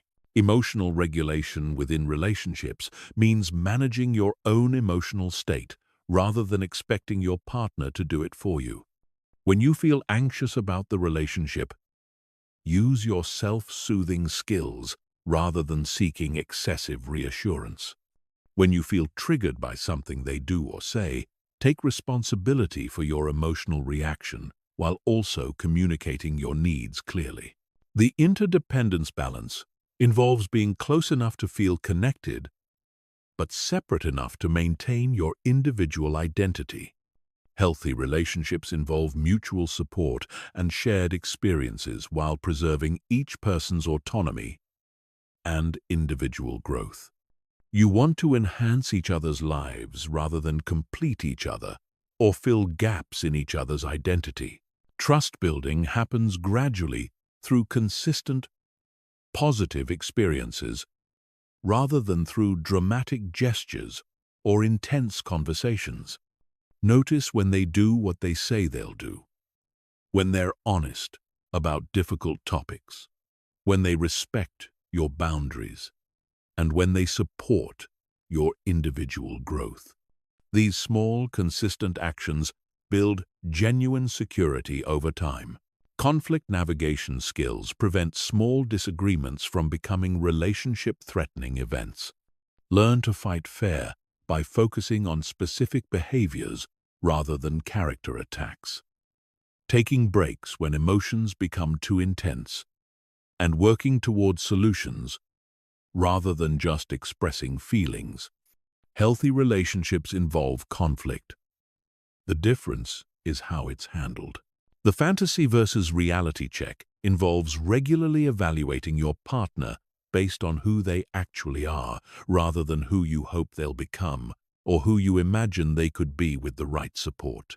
Pay attention to their actual behavior patterns, their follow-through on commitments, and how they treat you consistently, not just in their best moments. Breaking codependent patterns requires maintaining your own goals, friendships, and identity, even when you feel pulled to merge completely with your partner. Codependency often feels like love, but it's actually mutual dependency that weakens both people. Healthy love enhances individual growth rather than replacing it. The vulnerability timing involves sharing deeper parts of yourself gradually, as trust and safety are established rather than too much too soon in an attempt to create instant intimacy. Premature vulnerability can create artificial closeness that doesn't have a strong foundation and often leads to later disappointment. Sexual pacing allows emotional and intellectual compatibility to be established before physical intimacy, creates attachment hormones that can cloud judgment about long-term compatibility. While physical chemistry is important, it shouldn't be the primary foundation of a relationship decision. The support system maintenance means continuing to invest in friendships and family relationships, even when you're in a happy romantic relationship. These relationships provide perspective, support, and identity stability that protect you from losing yourself in romantic attachment. Future planning discussions should happen gradually and should involve both people's individual goals as well as shared dreams. Be wary of partners who either avoid any discussion of the future or want to plan your entire life together immediately.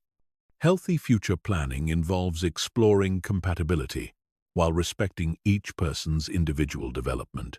Remembering that you survived the loss of your previous attachment and can survive anything that happens in future relationships gives you the confidence to love fully without the desperate clinging that characterizes obsessive attachment. You know you can handle heartbreak, which paradoxically makes you more attractive and more capable of genuine intimacy. Chapter 13. Creating a life they can't compete with. The ultimate victory over obsessive attachment isn't just letting go of them.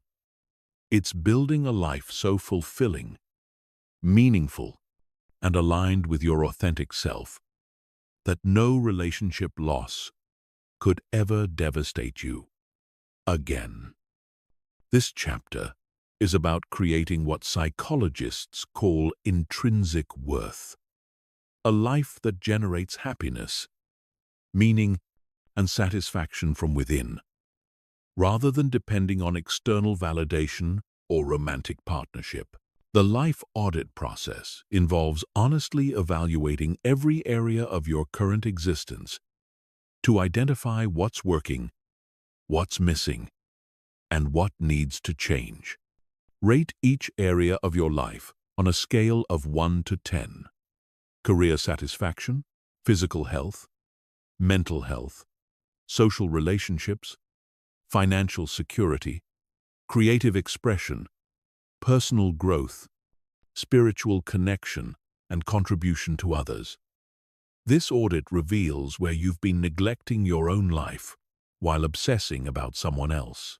Vision creation goes beyond setting goals to imagining the person you want to become and the life you want to live in vivid detail.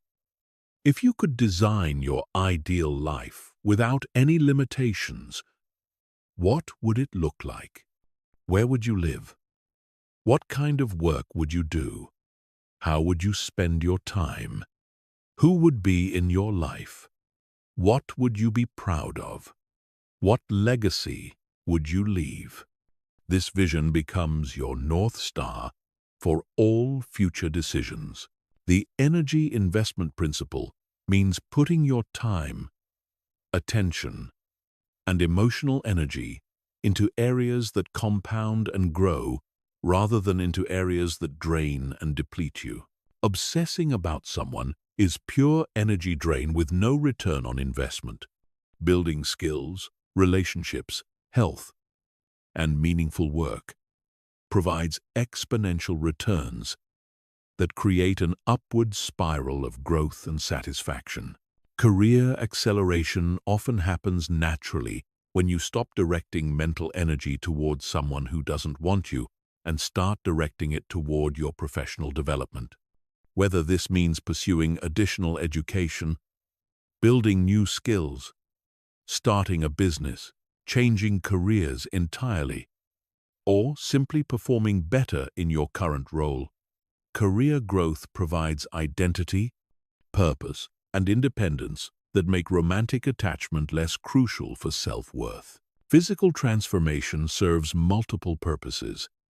It improves your health and energy, boosts your confidence, provides concrete evidence of your ability to change, and often makes you more attractive to potential partners. This isn't about becoming someone else to get attention. It's about becoming the healthiest version of yourself because you value your own well-being. Social network expansion involves building a rich community of relationships that provide different types of connection, support, and enjoyment. Cultivate friendships with people who share your interests. Mentoring relationships with people you admire. Collaborative relationships with people working towards similar goals. And nurturing relationships with people who need your support. Creative expression development gives you an outlet for processing emotions while building something meaningful and lasting. Whether this involves writing, music, visual arts, cooking, gardening, or any other creative pursuit, having a creative outlet provides intrinsic satisfaction that doesn't depend on anyone else's approval or participation. Financial independence building removes the need to depend on anyone else for security and opens up possibilities for lifestyle choices based on preference rather than necessity.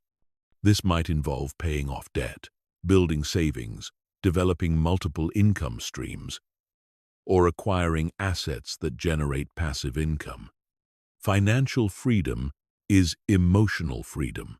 Adventure and experience accumulation creates a rich life story filled with memories, growth, and joy that belong entirely to you. Travel to places you've always wanted to see. Try activities you've been curious about. Challenge yourself with new experiences. And say yes to opportunities that excite you. These experiences build confidence and provide perspective that makes relationship problems seem smaller. Skill mastery in areas unrelated to romantic relationships provides a sense of competence and accomplishment that builds genuine self-esteem. Whether this involves learning languages, developing technical skills, mastering sports or physical activities, or becoming expert in subjects you're passionate about, mastery experiences prove to yourself that you're capable of achieving whatever you set your mind to.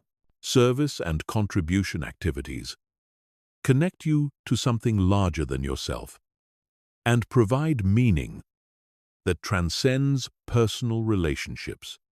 This might involve volunteering for causes you care about, mentoring others who are facing challenges you've overcome, contributing your skills to community projects, or simply being a positive influence in others' lives. Spiritual development provides a foundation of meaning and connection that's independent of human relationships. This doesn't necessarily involve religion, though it might. It could involve meditation practices, connection with nature, philosophical exploration, or any practice that helps you feel connected to something greater than your individual existence. The compound effect of simultaneously improving multiple areas of your life creates momentum that accelerates your growth exponentially. When you're building your career while also improving your health, while also expanding your social circle, while also developing new skills, each area reinforces and supports the others. Success in one area provides energy and confidence for growth in other areas. Identity integration means becoming someone whose sense of self is derived from multiple sources, rather than depending primarily on romantic relationships for identity and worth. When your identity includes being a skilled professional, a loyal friend, a creative person, a healthy person, a generous contributor, and whatever other roles matter to you, losing one relationship can't threaten your entire sense of self. The magnetic effect occurs when you're genuinely happy and fulfilled in your own life. People are naturally drawn to others who radiate contentment and positive energy. Paradoxically, the less you need someone else to complete you, the more attractive you become to potential partners. But this attraction comes from authentic fulfillment rather than desperate need. Legacy building involves creating something that will outlast your lifetime and matter beyond your personal satisfaction. This might involve building a business, raising children, contributing to important causes, creating art, or simply being remembered as someone who made others' lives better. Legacy thinking provides perspective that makes temporary relationship setbacks seem less significant. The abundance mindset shift occurs when you realize that your life is full of opportunities, possibilities, and sources of joy that don't depend on any specific person choosing to be with you. Instead of feeling like you're missing out on the one person who could make you happy, you recognize that happiness comes from engaging fully with the life you're actually living. Creating a life they can't compete with doesn't mean trying to make them jealous or prove something to them. It means building something so meaningful and satisfying that even if they came back and wanted to resume the relationship, you would have to seriously consider whether it would add value to the life you've created. The ultimate goal is reaching a point where you're grateful for the growth their absence forced you to pursue. Chapter 14. When they come back. How to handle contact without losing your progress. One of the most challenging situations in the letting go process is when the person you've been working to detach from suddenly reappears in your life. Whether they reach out directly, you encounter them unexpectedly, or they send mixed signals through mutual friends or social media, their return can trigger all the attachment feelings you've been working to heal. This chapter prepares you for these scenarios and provides strategies for maintaining your progress. The return pattern is more common than people realize. Often, just as you're beginning to heal and move forward, they sense the shift in your energy and become curious about what's changed. This isn't necessarily because they want a genuine relationship. It might be because they've lost their power over you, and that shift threatens their ego or their backup plan of keeping you available. Recognizing the difference between genuine interest and ego validation is crucial when they make contact. Genuine interest involves direct communication about wanting to rebuild the relationship, acknowledgement of past problems, evidence of personal growth or change, and respect for the healing process you've been through. Ego validation involves vague messages that keep you guessing, contact that comes when they need something, communication that doesn't acknowledge the pain they caused, and behavior that suggests they expect things to return to how they were before. The 24-hour response rule should be implemented before responding to any contact from them. Their message probably triggered intense emotions, hope, confusion, or attachment feelings.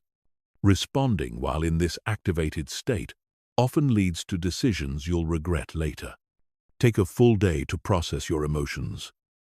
Consider their message objectively and decide what response, if any, aligns with your healing and your values.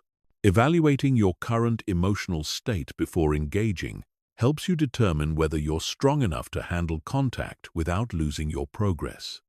If you're still struggling with obsessive thoughts, emotional regulation, or building your individual identity, any contact with them is likely to destabilize your healing process. There's no shame in not being ready. Protecting your progress is more important than responding to their communication. The intention evaluation process involves honestly examining why they might be reaching out and why you want to respond. Are they contacting you because they genuinely miss you and want to rebuild, or because they're bored, lonely, or facing difficulties in their current situation? Are you wanting to respond because you truly believe reconnection would be healthy, or because you've been hoping for this moment and don't want to miss the opportunity? Setting clear boundaries before any interaction protects your emotional well-being and signals that you've changed since they last knew you. These boundaries might include limiting communication to specific topics, requiring time between messages before responding, meeting only in public places, if you meet at all, and being clear about what behavior you will and won't accept. The progress protection strategy involves continuing all your healing practices even more rigorously when they reappear. Double down on your self-care routines. Maintain regular contact with your support system. Stick to your personal goals and activities, and pay extra attention to your emotional regulation practices. Their return is a test of your healing, not a reason to abandon the work you've done. Realistic expectation setting prevents you from getting swept back into fantasy thinking about who they are or what's possible between you. Remember who they actually were in the relationship, not who you hoped they could become. Consider whether they've demonstrated genuine change through their actions, not just their words. Accept that people rarely change dramatically without significant life events or dedicated personal work. The communication framework provides structure for any interaction that does occur. Be direct about your experience and your current boundaries, rather than pretending nothing happened. Acknowledge the positive aspects of your history together, without minimizing the problems that led to the separation. Focus on present reality rather than past hurt or future possibilities. Keep conversations specific rather than falling into abstract discussions about feelings or relationships. Distinguishing between closure and reopening helps you determine the purpose of any communication. True closure involves acknowledgement of what happened, expression of what you learned, and a sense of completion that allows both people to move forward peacefully. Reopening involves exploring whether a different type of relationship is possible based on who you both are now. Most contact that feels like reopening is actually just renewed attachment activation. The test period approach involves observing their behavior over time, rather than making decisions based on initial contact or promises about the future. If they're serious about reconnection, they should be willing to move slowly. Respect your boundaries, demonstrate consistent behavior, and invest time in rebuilding trust. If they're just seeking validation or trying to keep you as an option, this will become clear through their actions.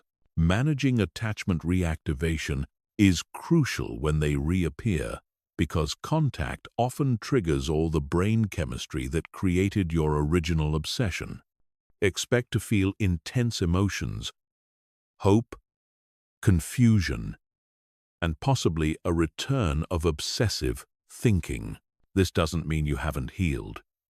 It means you're human. Use all your emotional regulation tools more intensively during this period. The decision matrix helps you evaluate whether any form of renewed relationship would be beneficial. Consider whether they've demonstrated genuine change, whether the original incompatibilities still exist, whether you've grown in ways that make you less compatible, whether reconnection would support or hinder your personal growth, and whether you're choosing from empowerment or from attachment desperation. Protecting your new life means not allowing their return to derail the progress you've made in other areas. Don't abandon the goals you've been working toward, the relationships you've been building, or the identity you've been developing.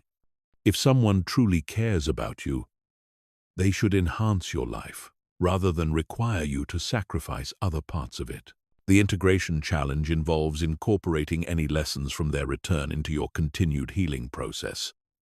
Regardless of whether you choose to rebuild a relationship, what did their contact trigger in you? What does your response reveal about your current attachment patterns? How can this experience strengthen your understanding of yourself and your boundaries? Sometimes the most loving thing you can do for both yourself and them is to decline reconnection. If you recognize that contact triggers unhealthy patterns, that you're not compatible for sustainable happiness, or that you've simply grown into someone who wants different things, saying no to their return is an act of wisdom and self-respect. The ultimate test of your healing isn't whether they come back, but whether you can handle their return or their permanent absence with equal emotional stability. True freedom means being genuinely okay either way, not because you don't care, but because your well-being no longer depends on their choices. Chapter 15. The Transformed Life. Who you become after true letting go. The journey of letting go completely transforms who you are as a person. The person reading this conclusion is not the same person who began this process. You've developed emotional strength you didn't know you possessed, learned to love yourself in ways you never thought possible, and discovered that your worth doesn't depend on being chosen by anyone else. This chapter celebrates who you've become and prepares you for the extraordinary life that awaits. The emotional sovereignty you've developed means you no longer need anyone else to regulate your inner state. You can feel sad without being devastated, angry without being destructive, and hopeful without being desperate. Your emotions inform you about your experience, but they don't control your actions or determine your worth. This emotional independence is perhaps the greatest gift you could give yourself. Your relationship with solitude has fundamentally changed. Where you once feared being alone because it forced you to confront painful thoughts and feelings, you now enjoy your own company. Solitude has become a space for reflection, creativity, and peace, rather than a void to be filled by someone else's presence. You've learned that being alone and being lonely are completely different experiences. The authentic self you've uncovered is more interesting, capable, and attractive than the person you were trying to be to win someone else's approval. You've stopped contorting yourself to fit what you thought others wanted and started expressing who you actually are. This authenticity creates genuine connections with people who appreciate you for yourself rather than for who you pretend to be. Your definition of love has evolved from desperate attachment to conscious choice. You understand the difference between love and obsession, between caring and clinging, between intimacy and codependency. You're now capable of loving people fully while still maintaining your independence, supporting their growth while pursuing your own, and choosing to be with someone because you want to, not because you need to. The resilience you've built extends far beyond romantic relationships. Having survived the complete dissolution of your sense of self and rebuilt it stronger than before, you know you can handle whatever life brings. Job loss, friendship changes, family difficulties, health challenges. None of these feel as threatening as they once did, because you've proven to yourself that you can endure anything and emerge stronger. Your relationship patterns have completely shifted. You no longer attract or are attracted to unavailable people, dramatic situations, or relationships that require you to sacrifice your well-being for connection. Instead, you recognize healthy relationship qualities and have the confidence to require them. You'd rather be alone than in a relationship that diminishes you. The inner security you've developed makes you naturally more attractive to others. But paradoxically, you need their attraction less. This creates a positive cycle where your lack of desperation makes you more appealing, which gives you more options, which reduces desperation even further. You interact with potential partners from a position of choice rather than need. Your life purpose has expanded beyond finding romantic love to creating meaningful contribution in the world.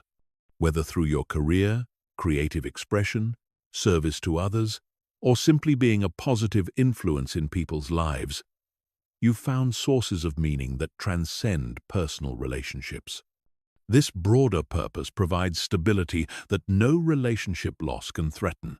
The gratitude you feel for your difficult experience surprises you. While you wouldn't choose to go through that pain again, you recognize that it forced you to develop qualities and strengths that might have remained dormant otherwise. The person you've become through healing is someone you genuinely like and respect. Someone you might never have discovered without that catalyst. Your relationship with uncertainty has transformed from anxiety-provoking to exciting. Not knowing what's coming next used to terrify you because you felt so dependent on external circumstances for your well-being. Now uncertainty represents possibilities and adventures. You trust yourself to handle whatever comes and to create meaning and happiness regardless of external circumstances. The emotional freedom you've achieved means you can engage with all your feelings without being controlled by them. You can feel sad without becoming depressed, angry without becoming bitter, nostalgic without becoming attached to the past, hopeful without becoming dependent on specific outcomes. Your emotions flow through you rather than defining you. Your decision-making process has become clear and confident. Instead of making choices based on fear, other people's expectations or desperate attempts to control outcomes, you make decisions based on your values, your authentic desires, and your commitment to your own growth and well-being. This clarity makes life much simpler and more satisfying. The example you now provide to others is profound. People notice your transformation, your confidence, your peace, your authenticity, your emotional stability. Without trying to teach anyone, you demonstrate that it's possible to survive devastating heartbreak and emerge stronger, happier, and more complete. Your healing inspires others to believe in their own capacity for transformation. Your relationship with your past has shifted from regret and rumination to acceptance and learning. You can think about previous relationships, including the one you had to let go of, with appreciation for what they taught you and what they brought to your life, without wishing they had been different or hoping they might resume. The future you're creating is based on your own vision rather than on finding someone to complete you. You have goals, dreams, and plans that excite you independent of any romantic relationship. While you remain open to love, your happiness doesn't depend on it materializing. This makes you both more attractive as a partner and less likely to settle for relationships that don't truly enhance your life. The most profound transformation is that you've learned to be the source of your own validation, security, and love. You no longer need someone else to make you feel worthy, valuable, or complete because you provide these things for yourself. This doesn't make you selfish or closed off. It makes you capable of genuine intimacy because you're connecting from wholeness rather than from neediness. Looking back, you realize that the person you were obsessively attached to wasn't actually the love of your life. The love of your life is the relationship you've built with yourself. Every other relationship you have going forward will be an addition to this foundation rather than a replacement for it. This is true love, the kind that can never be taken away from you because it exists within you. The journey of letting go has revealed that you are already whole, already enough, already worthy of love, exactly as you are. You don't need to be chosen by any particular person to validate your worth. You don't need to be in a relationship to be complete. You don't need external circumstances to be perfect to experience deep happiness and fulfillment. This is your new beginning. The pain that brought you to this process was the gateway to becoming the person you were always meant to be. You are free. You are whole. You are ready for whatever beautiful experiences await you.